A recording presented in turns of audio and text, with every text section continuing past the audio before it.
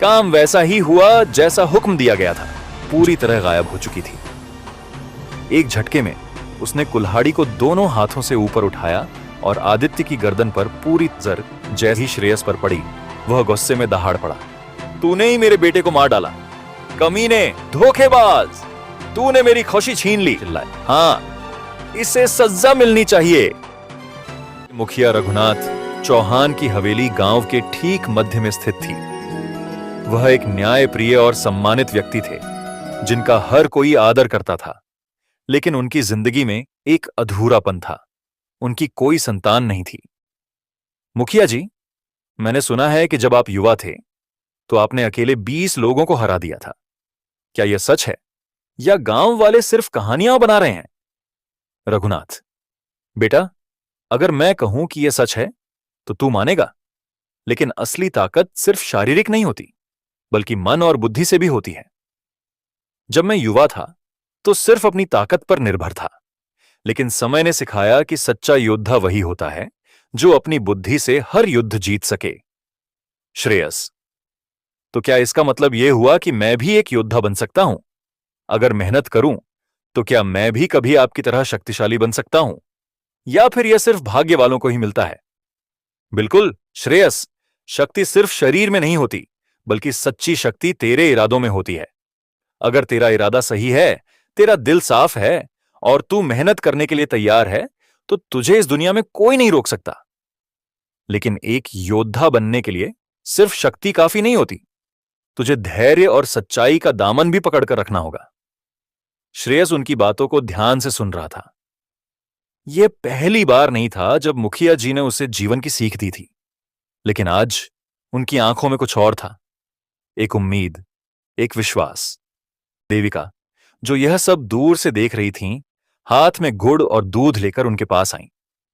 देविका, रघुनाथ जी, आप इस लड़के को रोज ज्ञान बांटते रहते हैं, लेकिन इसे ताकतवर बनाने के लिए शरीर में ऊर्जा भी चाहिए। अगर इसे योद्धा बनाना है तो इसे पहले अच्छी तरह खिलाना भी पड़ेगा। लो बेटा, ये दूध और गुड़ खा लो, फिर देखो कैसे तेरे शरीर में नई ताकत आ जाती है। श्रेयस, लेकिन मां कहती हैं कि पहले बड़ों को खाना चाहिए। मैं बाद में खा लूंगा, आप लोग पहले खाइए। मुझे अच्छा नहीं लगेगा कि मैं पहले खाऊं और आप लोग इंतजार करें। देविका, बेटा, जब कोई अपने पूरे दिल से किसी को खिलाना चाहता है तो उसे इन बातों की चिंता नहीं करनी चाहिए। मां बनने के लिए खून का रिश्ता जरूरी नहीं होता, स्नेह और अपनापन ही असली रिश्ता होता है। आज से तू मेरे लिए किसी और का बेटा नहीं, बल्कि मेरा अपना बेटा है। श्रेयस की आंखों में एक अलग चमक आ गई। उसने मुस्कुराते हुए देविका के हाथ से दूध और गुड़ लिया और धीरे धीरे खाने लगा। रघुनाथ और देविका की आंखों में उसे लेकर स्नेह और गर्व साफ झलक रहा था। लेकिन यह सुखद क्षण ज्यादा देर नहीं रहने वाला था। रघुनाथ का सौतेला भाई, वह यह सब देख रहा था और उसकी आंखों में जलन थी। तो अब यह लड़का मेरा सबसे बड़ा दुश्मन बनने जा रहा है। पहले ही यह गांव में काफी लोकप्रिय हो चुका है और अब भाई साहब भी इसे अपने परिवार का हिस्सा बना रहे हैं। अगर ऐसा चलता रहा तो एक दिन यह शिवपुर का उत्तराधिकारी बन जाएगा और मैं हमेशा के लिए अंधेरे में रह जाऊंगा। उसकी आंखों में क्रूरता और घृणा थी। नहीं, मैं इसे होने नहीं दूंगा। यह लड़का अगर मेरा रास्ता रोक रहा है तो इसे हटाना ही पड़ेगा, लेकिन सीधे हमला करने से कुछ नहीं होगा। पहले इसे गिराना होगा, बदनाम करना होगा और फिर इसका नाम मिटा देना होगा। यह लड़का कब से मेरे भाई के इतने करीब आ गया? पहले तो सिर्फ एक नौकर का बेटा था और अब देखो मेरे ही भाई का सबसे चहेता बन चुका है। अगर ऐसा ही चलता रहा तो एक दिन यह लड़का मेरी जगह ले लेगा। नहीं, ऐसा कभी नहीं होने दूंगा। उसके पीछे खड़ा रुद्रपाल, जो हमेशा उसकी साजिशों में उसका साथ देता था, उसने अपने मालिक को पहले कभी इतना गुस्से में नहीं देखा था। मालिक, तो फिर इस लड़के से हमेशा के लिए छुटकारा पा लेते हैं। अगर वही नहीं रहेगा तो ना आपका कोई दुश्मन रहेगा ना कोई और वारिस। हां, यही करना होगा। इसे खत्म करना ही एकमात्र रास्ता है। लेकिन सुन, इसे ऐसे नहीं मरवाना कि लोगों को शक हो। यह ऐसा हादसा लगना चाहिए कि गांव वाले इसे सिर्फ एक दुर्घटना समझें। रुद्रपाल मुस्कुराया। वह जानता था कि उसके मालिक के दिमाग में एक खतरनाक योजना जन्म ले चुकी थी। मालिक, कैसे मरवाना है? कहीं जंगल में भेज दें और जंगली जानवरों से निपटने दें, या फिर नदी में धक्का देकर डुबो दें। यह बहुत साधारण है। यह लड़का बहादुर है, बच भी सकता है। हमें इसे ऐसे फंसाना होगा कि यह अपने ही कदमों से मौत की ओर बढ़े। विक्रम सिंह, कल सुबह इस लड़के को एक पैगाम मिलेगा। मुखिया जी ने इसे जंगल में बुलाया है, और जैसे ही वह वहां जाएगा, वहां उसका इंतजार करेगा कसाई। दबा देते हैं।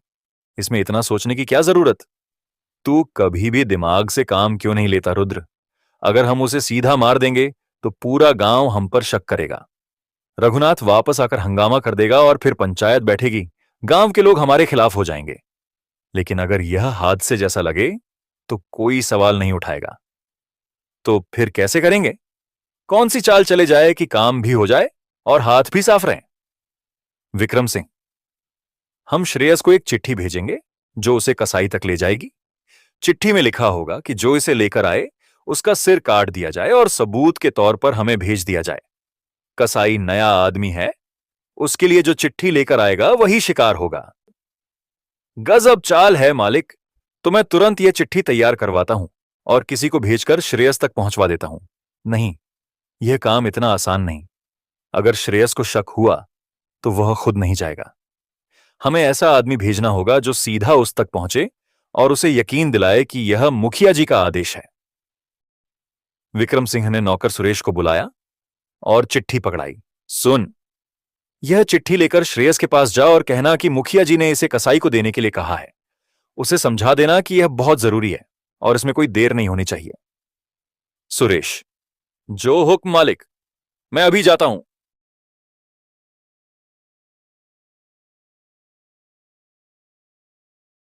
श्रेयस, ये मुखिया जी ने दी है। उन्होंने कहा है कि इसे तुरंत कसाई को दे आओ। बहुत जरूरी काम है, इसमें देरी नहीं होनी चाहिए। मुखिया जी ने? लेकिन उन्होंने मुझसे खुद तो कुछ नहीं कहा था। तुमने उन्हें यह कहते सुना? अरे मैं झूठ क्यों बोलूंगा। मैंने खुद सुना कि उन्होंने कहा कि यह काम बहुत जरूरी है और इसे किसी भरोसेमंद आदमी से ही करवाना चाहिए। तुम तो जानते हो कि मैं हवेली में काम करता हूं। श्रेयस ने चिट्ठी हाथ में ली और उसे गौर से देखा। उसके मन में थोड़ा संशय था, लेकिन सुरेश की बातों ने उसे विश्वास दिला दिया कि यह सच में मुखिया जी का आदेश है। था कि पीछे से आदित्य दौड़ता हुआ आया। अरे श्रेयस, कहां भागा जा रहा है? चल गिल्ली डंडा खेलते हैं। आज तुझे हराकर दम लूंगा। अभी नहीं यार, मुखिया जी ने यह चिट्ठी कसाई तक पहुंचाने के लिए भेजी है। कहा है कि बहुत जरूरी काम है। अबे छोड़ना, इतनी भी क्या जल्दी है? कसाई कहीं भाग तो नहीं जाएगा? पहले एक दो राउंड खेलते हैं, फिर तू आराम से चला जाना। नहीं भाई, यह मुखिया जी का काम है और मैं इसमें लापरवाही नहीं कर सकता। अगर कोई और बात होती तो मैं मना नहीं करता, लेकिन यह जरूरी है। तू तो एकदम बोरिंग होता जा रहा है, हमेशा काम ही काम। और वैसे भी एक चिट्ठी ले जाने में क्या खास बात है? ऐसा कौन सा पहाड़ टूट पड़ा है? मैं चला जाता हूं तेरी जगह। तुझे खेल में मजा भी नहीं आता, और वैसे भी मुखिया जी से मेरी भी पहचान है। यह मेरी जिम्मेदारी है, मुझे ही जाना चाहिए। अबे कौन सी बड़ी जिम्मेदारी मिल गई तुझे? तू बस चिट्ठी पकड़ और मुझे खेलने दे। मैं भी मुखिया जी का आदमी हूं, मैं जाकर दे दूंगा। श्रेयस ने थोड़ा सोचा, फिर उसने चिट्ठी आदित्य को दे दी। ठीक है, लेकिन ध्यान रखना कि चिट्ठी सही आदमी तक पहुंचे। गलती मत करना, नहीं तो मुखिया जी गुस्सा हो जाएंगे। अरे बाबा, हो जाएगा। अब तू खेल में हारने से डर रहा है तो अलग बात है। आदित्य चिट्ठी लेकर कसाई की दुकान की ओर चल पड़ा। श्रेयस वहीं बैठा गिल्ली डंडा खेलने की तैयारी करने लगा, बिल्कुल अनजान कि उसने अभी अभी मौत के फरमान से अपनी जान बचा ली है। शिवपुर की हवेली में विक्रम सिंह अपनी योजना के सफल होने की कल्पना कर रहा था। उसने कसाई को सुपारी दी थी, सिर्फ एक आदेश के साथ, जो यह चिट्ठी लाए उसका सिर कलम कर देना। कसाई कोई मामूली आदमी नहीं था। वह सिर्फ एक मांस काटने वाला नहीं, बल्कि एक सुपारी किलर था। उसे किसी से कोई लगाव नहीं था। पैसे के बदले वह अपने मां बाप को भी मार सकता था। वह तेजी से कसाई की दुकान की ओर बढ़ा, बिल्कुल अनजान कि वह अपनी मौत की ओर जा रहा है। कसाई छुरी को पत्थर पर तेज कर रहा था। उसका ध्यान सिर्फ उस काम पर था जिसके लिए उसे पैसे मिले थे। ओ कसाई, ये चिट्ठी मुखिया जी ने भेजी है। कहा है कि यह बहुत जरूरी है। इसे तुरंत पढ़ो और जो कहा गया है उसे कर दो। कसाई ने कोई जवाब नहीं दिया। उसने धीरे धीरे चिट्ठी खोली और उसे गौर से पढ़ने लगा। कुछ सेकंड तक उसने कोई प्रतिक्रिया नहीं दी। फिर उसने चिट्ठी को मोड़ा, अपनी जेब में रखा और पास रखी भारी कुल्हाड़ी उठा ली।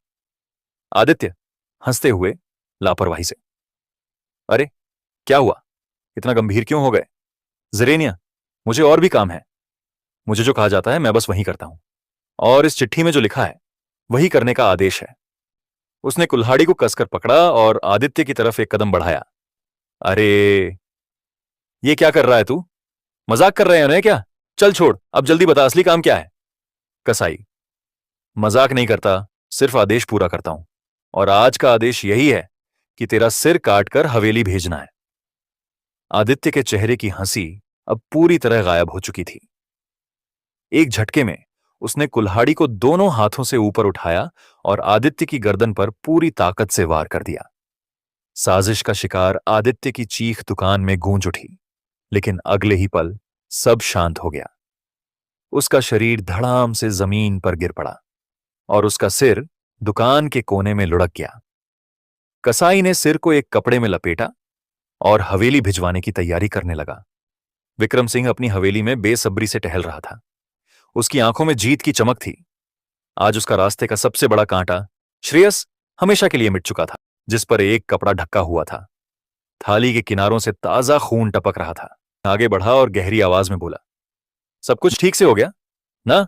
कोई गवाह तो नहीं बचा? मैंने कहा था कि मुझे सिर चाहिए ताकि मैं देख सकूं कि काम पूरा हुआ। कसाई ने हल्की हंसी के साथ सिर हिलाया, निर्दयी स्वर में, काम वैसा ही हुआ जैसा हुक्म दिया गया था। जो चिट्ठी लाया था उसी का सिर काटकर लाया हूं। विक्रम सिंह ने थाली के किनारे से खून की धार को टपकते हुए देखा, फिर एक झटके में कपड़ा हटा दिया। थाली में पड़ा सिर देख विक्रम सिंह की आत्मा कांप उठी। थाली में रखा सिर श्रेयस का नहीं था, वह सिर आदित्य का था, विक्रम सिंह के अपने बेटे का। नहीं, ये क्या कर दिया तूने? ये कैसे हो सकता है? कसाई बिना किसी भाव के खड़ा रहा। कसाई सिर्फ एक शब्द बोलते हुए, तूने ही कहा था जो चिट्ठी लाए उसका सिर काट दो, बस हुक्म पूरा किया है। विक्रम सिंह के हाथ कांपने लगे। उसने खुद अपने बेटे की हत्या करवा दी थी। तभी हवेली के गेट पर आहट हुई। श्रेयस गांव वालों के साथ वहां खड़ा था। विक्रम सिंह की नजर जैसे ही श्रेयस पर पड़ी, वह गुस्से में दहाड़ पड़ा। विक्रम सिंह का प्रचंड गुस्सा, तू जिंदा कैसे है श्रेयस? तूने ही मेरे बेटे को मार डाला। कमीने, धोखेबाज, तूने मेरी खुशी छीन ली। मैं तुझे जिंदा नहीं छोड़ूंगा। श्रेयस की आंखों में कोई डर नहीं था। मैं तेरे बेटे को क्यों मारूंगा? तूने अपने ही हाथों अपनी मौत का कुआं खोदा है। अगर मुझे मारने की साजिश न रची होती तो आज तेरा बेटा जिंदा होता। यह तेरा लालच था जिसने तुझे अंधा कर दिया, और अब उसका अंजाम तेरे सामने है। विक्रम सिंह की आंखें गुस्से और पछतावे से लाल हो गईं। उसने अपने चारों ओर देखा, लेकिन अब उसके पास कोई भी नहीं था जो उसे बचा सके। श्रेयस ने आदित्य को नहीं मारा, तुझे अपने लालच ने मारा। तेरी चालबाजियों ने तुझे इस मुकाम तक पहुंचाया। तेरा अहंकार, तेरी साजिश, तेरी क्रूरता, इन्हीं सब ने तेरा बेटा छीन लिया। विक्रम सिंह की आंखें फटी की फटी रह गईं। उसके होंठ कांप रहे थे, लेकिन अब बोलने के लिए कोई शब्द नहीं थे। आज से विक्रम सिंह इस गांव का हिस्सा नहीं रहेगा। यह आदमी अब हमारे बीच रहने के लायक नहीं। इसे गांव से निकाल दिया जाएगा और इसके सारे अधिकार छीन लिए जाएंगे। गांव वाले एक स्वर में चिल्लाए, हां, इसे सजा मिलनी चाहिए। तूने जो किया उसका अंजाम तुझे भुगतना ही था। अब इस गांव में तेरा कोई स्थान नहीं। सूरज निकलने से पहले तू यहां से चला जा। अगर दोबारा गांव में कदम रखा तो तुझे वही मिलेगा जो तूने दूसरों के लिए सोचा था। दूसरों के लिए बुरा सोचने वाला खुद बुरे अंजाम तक पहुंचता है। विक्रम सिंह ने श्रेयस को मिटाने के लिए जो षड्यंत्र रचा, उसी में उसका अपना बेटा मारा गया। यह दर्शाता है कि जो व्यक्ति दूसरों के लिए फंदा बुनता है वह खुद उसमें फंस जाता है। लालच और अहंकार इंसान को अंधा बना देता है। विक्रम सिंह अपनी सत्ता और ताकत के लालच में इतना अंधा हो गया था कि उसने अपने ही बेटे की जान खतरे में डाल दी। धन, दौलत और ताकत की भूख इंसान को इंसानियत से दूर कर देती है और अंत में उसे बर्बाद कर देती है। बुराई की जड़ें जितनी भी गहरी हों, सच का सूरज उन्हें जला देता है। भले ही विक्रम सिंह ने बड़ी चालाकी से अपना जाल बुना था, लेकिन सत्य की रोशनी के आगे उसकी सारी साजिशें धरी रह गईं। देर सवेर सच्चाई सामने आ ही जाती है। न्याय की शक्ति सबसे बड़ी होती है। गांव के लोग जब अन्याय के खिलाफ खड़े हुए तो विक्रम सिंह जैसा ताकतवर इंसान भी अकेला और असहाय पड़ गया। जब समाज अन्याय को स्वीकार नहीं करता तो बुरे लोग बच नहीं सकते। जो अपने ही परिवार से विश्वासघात करता है उसे दुनिया में कहीं शांति नहीं मिलती। विक्रम सिंह ने अपने ही भाई समान मुखिया के साथ छल किया। गांव की भलाई के लिए श्रेयस जैसे नेक दिल इंसान को मिटाने की कोशिश की और अपने स्वार्थ में अंधे होकर अपने ही बेटे को मौत के मुंह में धकेल दिया। ऐसे इंसान को जीवन भर सिर्फ पछतावा और अपमान ही मिलता है। बदले की आग में जलने वाला खुद राख बन जाता है।